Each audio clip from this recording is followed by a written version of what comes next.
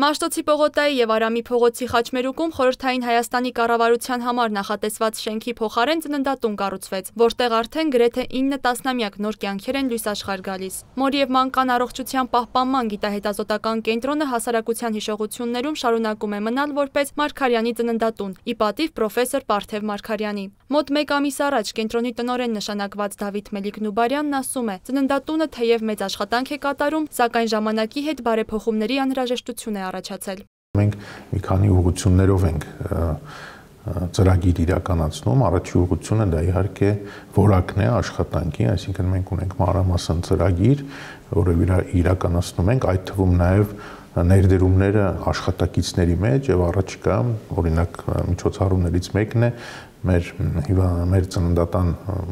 մի քան 10-ից ավել բուժքույրերի մենք կազմակերպելու ենք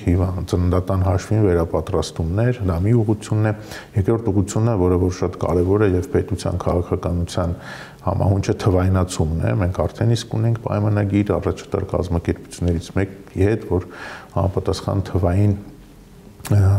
գործիքներ ենք մշակելու եւ ներդնենք մեզ մոտ, ուղղություններից է նաեւ ֆինանսավորման բարեփոխումները, որոնք որ ավելի արդյունավետ կդարձնեն մեր աշխատանքը եւ հիմնականում այս 3 ուղղություններով ենք առաջնորդվում եւ իհարկե ամենակարևոր ուղղությունը դա կենտրոնի վերազինումը եւ արդիականացումն է, վերանորոգումը, այստեղ էլ աշխատանքները արդեն իսկ մեկնարկել են նախապատրաստական եւ եթե այս ամեն ինչը մենք հաջողենք, իսկ մենք հաջողելու ենք, կասկած չկա, ապա տեսանելի ապագայում մենք ունենանք ամբողջությամբ նորացված ծննդատուն քաղաքի սրտում։ 2023-ի ընթացքում այստեղ 1800-ից ավելի ծնունդ է սպասարկվել։ Ըստ Մելիք-Նուբարյանի այս ցուցանիշը նշանակում է, որ կենտրոնը օրական միջինում 5 ծնունդ է ընդունում։ Տնօրենի խոսքով սա լավ ցուցանիշ է, եթե հաշվի առնենք այն հանգամանքը, որ ծնունդների թիվը Հայաստանում չի ավելանում։ Ունենք Հայաստանում լավագույններից մեկը,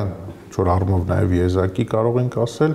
նորածիների վերակենդանացման ծառայություն, որտեղ անհաս երեխաները շաբաթներով կարող են մնալ եւ մինչեւ հավաքեն համապատասխան քաշ,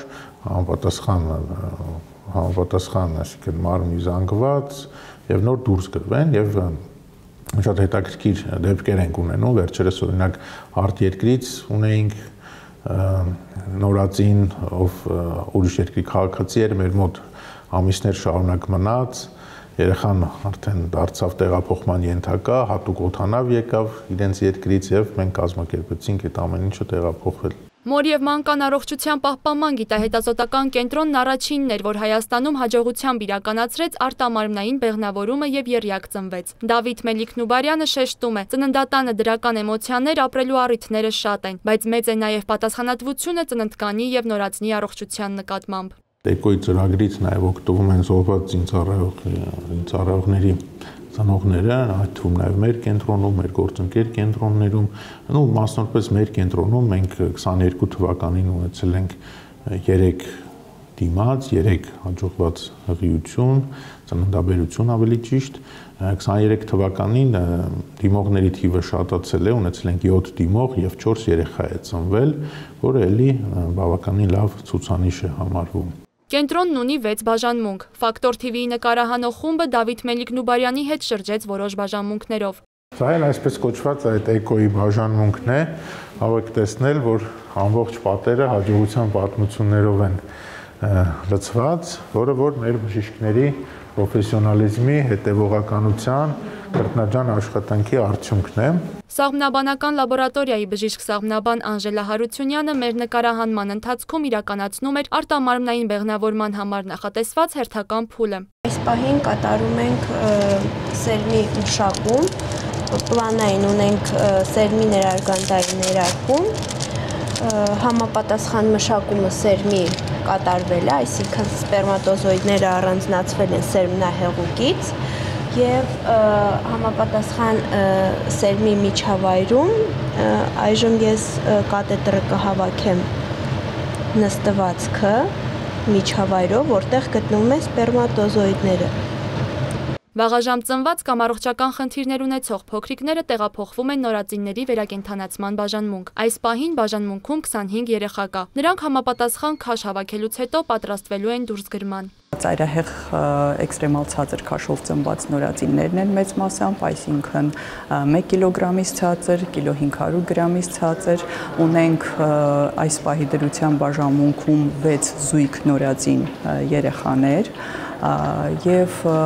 մեր ծննդատանը մայրիկները ծնվելուց հետո դուրս չեն գրվում, այլ մնում են իրենց երեխաների հետ այնքան ժամանակ, մինչեւ որ միասին դուրս չեն գրվում երեխաների հետ տուն։ Հետծննդյան բաժանմունքում էլ նորածիններն արդեն մայրիկների մոտ են։ Ոմանք պատրաստվում են դուրսգրման, ոմանք հաղթահարում են հետծննդաբերական փուլը։ Ամսի 13-ին ենք ծննդաբերել, ճիշտ ասած բալիկը ժամանակից շուտ է ծնվել, բայց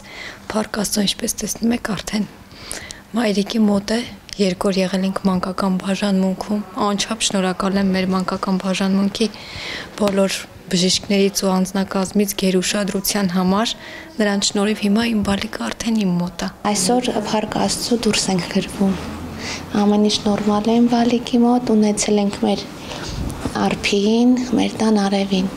Ծննդատունը հիմա աշխատում է ծանրաբեռնված, բայց կենտրոնում այդ մասին խոսում են դրական երանգով, չէ որ դա նշանակում է ավելի շատ մանուկների առաջին ճիճն է հնչելու այս հարկի տակ։